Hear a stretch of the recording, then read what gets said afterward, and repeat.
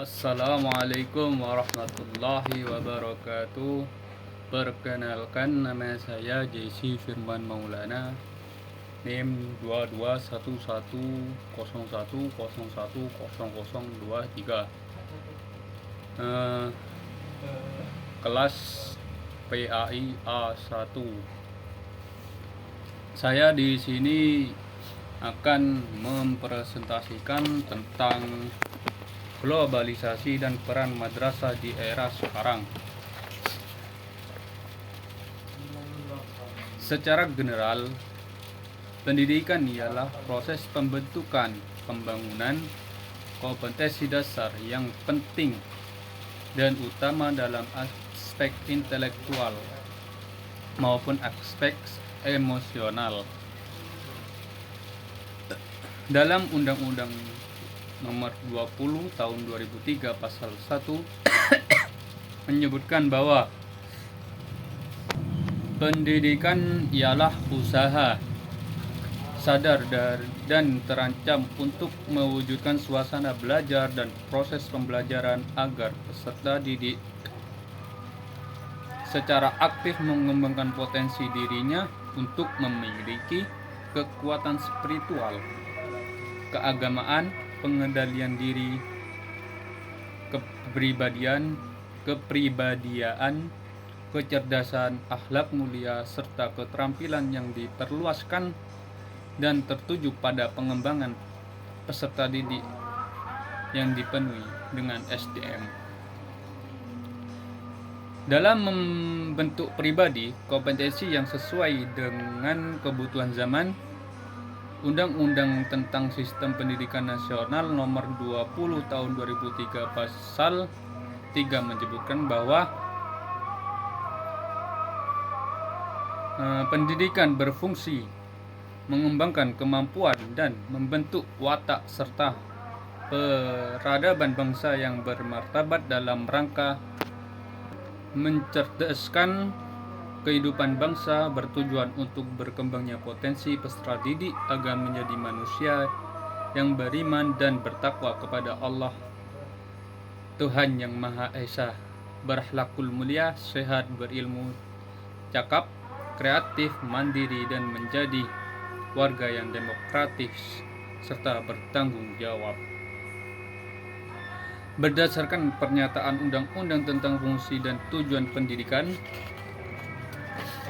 pendidikan memiliki peran dalam membentuk selain kompetensi, kemampuan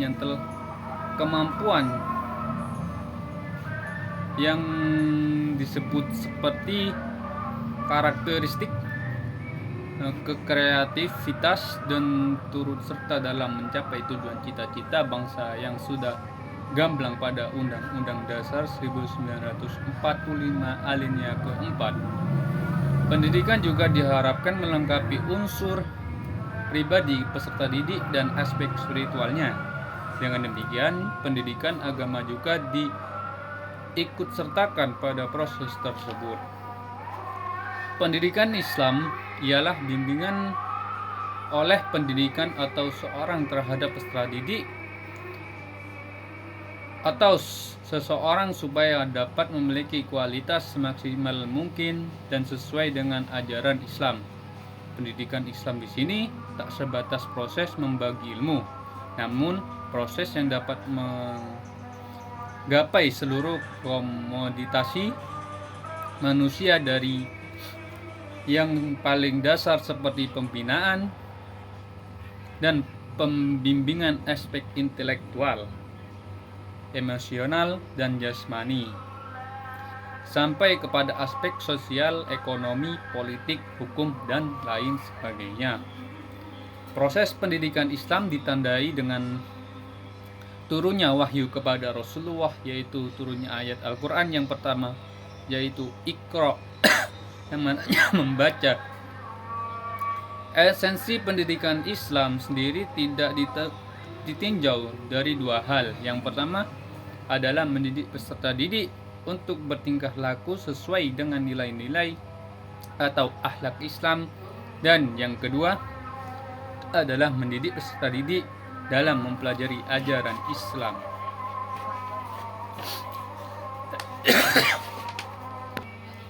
Di sisi lain, pendidikan Islam ialah segala proses mengedukasi aspek efektif peserta didik dalam menerapkan nilai-nilai Islam yang dapat digunakan untuk bersikap, pengambilan keputusan atau tindakan. Pendidikan Islam digunakan dan dihadapkan dalam upaya penyiapan pada generasi muslim untuk dengan bekal-bekal pengetahuan dan nilai-nilai ajaran Islam yang telah dijelaskan. Adapun tujuan pendidikan Islam ialah mewujudkan manusia yang bertakwa kepada Allah Subhanahu wa taala. Pendidikan Islam umumnya menggunakan 3 istilah pada implementasi pengajarannya, antara lain taklim, takdib, dan tarbiyah. Pendidikan Islam secara faktual dikelompokkan menjadi 5 jenis. Yang pertama itu pondok pesantren, yang kedua madrasah, yang ketiga sekolah Islam, yang keempat belajar agama Islam di sekolah maupun perguruan tinggi, dan yang kelima ialah pendidikan Islam dalam keluarga, masyarakat, dan juga jalur non formal dan informal. Yang selanjutnya kita akan membahas tentang globalisasi. Secara etimologi, globalisasi berasal dari kata globalization yang dari bahasa Inggris yang memiliki arti sedunia atau sejagat raya. Secara harfiah, globalisasi dapat dimaksud sebagai proses menjadikan sesuatu bersifat menduniawi. Globalisasi dalam Kamus Bahasa Indonesia diartikan sebagai masuknya sesuatu ke ruang lingkup dunia. Pada awalnya istilah globalisasi hanyalah digunakan untuk pengertian ilmu ekonomi. Namun pada tahun 1980-an, istilah globalisasi menjadi kajian para akademisi di universitas. Sejak saat itu, globalisasi menjadi pusat perbincangan oleh para akademisi. Hal tersebut dapat dilihat dari konsep dasar globalisasi yang menjadi perbincangan para akademisi, yakni yang pertama itu globalisasi muncul sejak manusia ada. Terus yang kedua, proses globalisasi muncul bebarengan dengan modernisasi peradaban barat atau yang disebut kapitalisme. Proses globalisasi adalah fenomena yang berhubungan dengan pasca modern, pasca industri, dan disorganisasi kapitalisme. Menurut David Held dan Anthony Maescrew, globalisasi dapat dimaknai secara sederhana, seperti kedekatan ruangan, waktu, dan jarak. Dengan demikian, istilah globalisasi secara sederhana dimaknai sebagai melenyapkan sekat antara bangsa dan satu dengan bangsa yang lain. Pada saat munculnya globalisasi pada saat ini, ada setidaknya 3 arus pemikiran terkait globalisasi. Antara lain, yang pertama itu pemikiran yang menentang dengan tegas globalisasi dengan anggapan bahwa fenomena ini merupakan bentuk lanjutan dari imperialisme. Mohon maaf, ini ada hujan, jadi suaranya kalau kurang kedengaran, saya mohon maaf sebesar-besarnya. Yang kedua, pemikiran yang menerima secara mutlak globalisasi dengan alasan bahwa globalisasi adalah solusi dalam membawa kesejahteraan umat manusia. Yang ketiga, pemikiran yang berpandangan bahwa globalisasi memang tak sedikit mengandung sisi buruk. Akan tetapi terdapat Beberapa hal baik yang dapat dicapai. Tantangan pendidikan Islam. Tantangan tidak selalu dimaknai sebagai sesuai yang sulit atau menghambat apa yang ingin dicapai. Namun, pengunggah tekad untuk meningkatkan kemampuan merampungkan masalah. Beberapa pakar menyatakan bahwa ada beberapa tantangan yang dihadapkan pada pendidikan Islam di masa kini. Secara eksternal, pendidikan Islam dihadapkan pada 3 isu besar, yakni demokratisasi, liberalisme Islam, dan globalisasi. Contohnya, pendidikan Islam dalam tantangan globalisasi dihadapkan pada 2 sudut pandangan. Yang pertama itu dapat ancaman, yang kedua dapat peluang. Globalisasi dapat dijadikan peluang oleh pendidikan Islam sebagai sarana untuk memudahkan proses pendidikan, mempermudah proses penyebaran produk-produk keilmuan pendidikan Islam, namun juga dapat menjadi ancaman seperti pengaruhan tantangan kehidupan sosial, menghilangkan nilai-nilai adat-adat, dan menyimpang sosial dan norma. Yang selanjutnya, madrasah pendidikan Islam dalam era sekarang. Lembaga pendidikan Islam memang berpengaruh penting bagi kualitas pendidikan Islam. Karena madrasah sebagai lembaga pendidikan Islam dituntut sebagai perannya dinamis dan menghadapi perubahan zaman.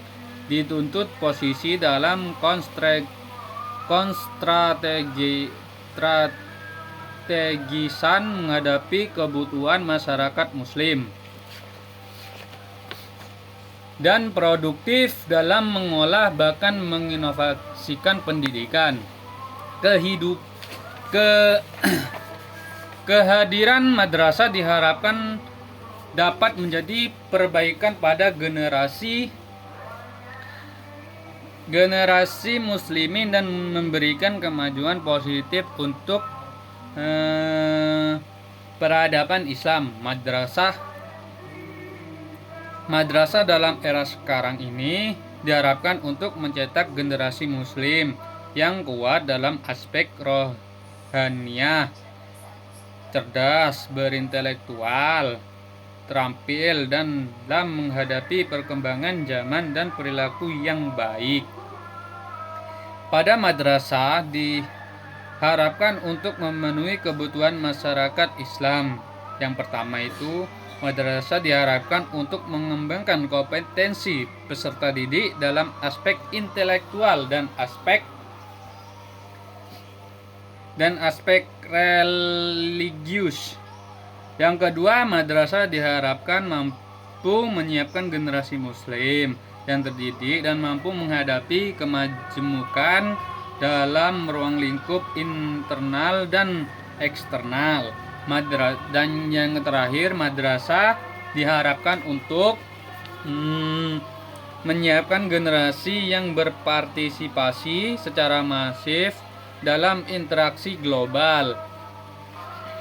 Madrasah juga haruslah memperhatikan beberapa hal dalam menjalankan perannya, antara lain yang pertama peningkatan kualitas sumber daya manusia, yang kedua menyiapkan kurikulum yang relevan dengan zaman, sarana dan prasarana yang memadai, merekonstruksi metode dan manajemen.